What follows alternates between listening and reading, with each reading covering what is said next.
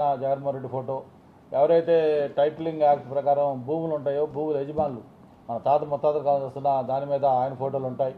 ఇవన్నీ ప్రజల్లో ఒక భయాందోళనకు గురి చేస్తే దాన్ని ఆ రోజు మనం చెప్పడం జరిగింది ఎన్నికల ప్రచారంలో, అది రద్దు చేస్తామని చెప్పి. మరి అందులో భాగంగానే మన 4వ సంతకం కింద దాన్ని కూడా రద్దు చేస్తూ దానికి సంతకం పెట్టడం జరిగింది.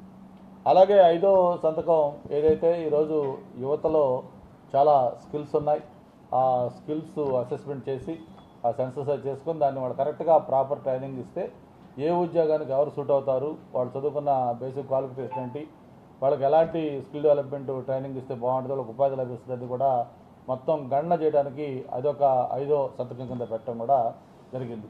అంటే నేను ఎందుకు మీకు ఇంత వివరంగా చెప్తానంటే ఈ ప్రభుత్వం ఒక గవర్నెన్స్ ఎలా ఉంది, ఏ విధంగా ముందుకెళ్తుందని దాని మీద ఒక ఫోకస్గా ఉండటం కోసం అని చెప్పి మీకు చెప్పడం జరిగింది.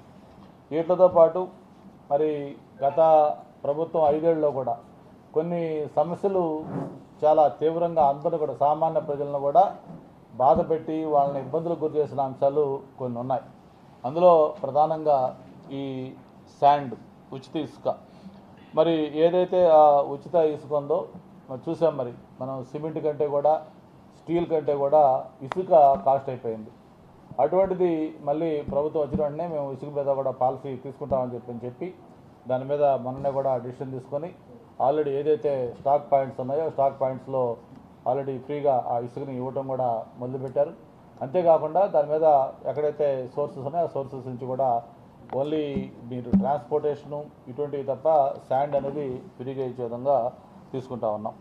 దాంతోపాటు రాష్ట్రం మొత్తం కూడా గంజాయి, మరి మనం గతంలో చూసాం, ఎక్కడన్నా గంజాయి దేశంలో దొరికిందంటే దానికి మూలాలు ఆంధ్రప్రదేశ్.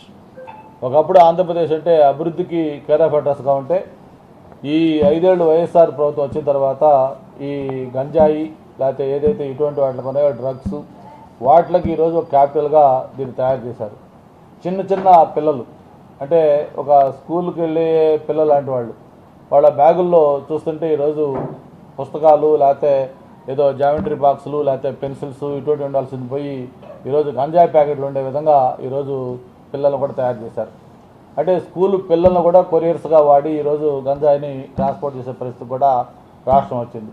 గతంలో 2014-19 మనం ప్రభుత్వంలో ఉండగా నేను అప్పుడు ఇక్కడ మంత్రిగా మరి దాని మీద ఒక స్పెషల్ డ్రైవ్ పెట్టి ఎక్సైజ్ డిపార్ట్మెంటు, అలాగే పోలీస్ డిపార్ట్మెంటు, తర్వాత రెవెన్యూ డిపార్ట్మెంటు, ఫారెస్ట్ డిపార్ట్మెంటు అందరితో కలిసి ఆపరేషన్ కుంబింగ్ పెట్టి ఎక్కడైతే ఈ గంజాయి సాగు చేస్తున్నారో అవన్నీ ధ్వంసం చేయడమే కాకుండా దాదాపు 1000 క్వింటాలు గంజాయిని కూడా మనం ఇక్కడ డంప్ యార్డ్ దగ్గర తెచ్చి దాన్ని మొత్తం కూడా మనం బంద్ చేయడం జరిగింది. అంత స్పెషల్ డ్రైవ్ పెట్టడం జరిగింది. అటువంటి మళ్ళీ స్పెషల్ డ్రైవ్ ఇప్పుడు ఆల్రెడీ రాష్ట్రంలో జరుగుతూ ఉంది. హోమ్ మినిస్టర్ ఆధ్వర్యంలో దాని మీద ఒక ప్రత్యేకమైన ఫోర్స్ పెట్టి ఇది కూడా చేస్తూ ఉన్నారు. అలాగే గతంలో మనకు ఏదైతే క్యాపిటల్ అమరావతి ఉందో ఆ అమరావతికి సంబంధించి దాదాపు కొన్ని బిల్డింగ్లు అయితే 70% అయిపోయినాయి, కొన్ని 80% అయిపోయినాయి, కొన్ని 90% అయిపోయినాయి.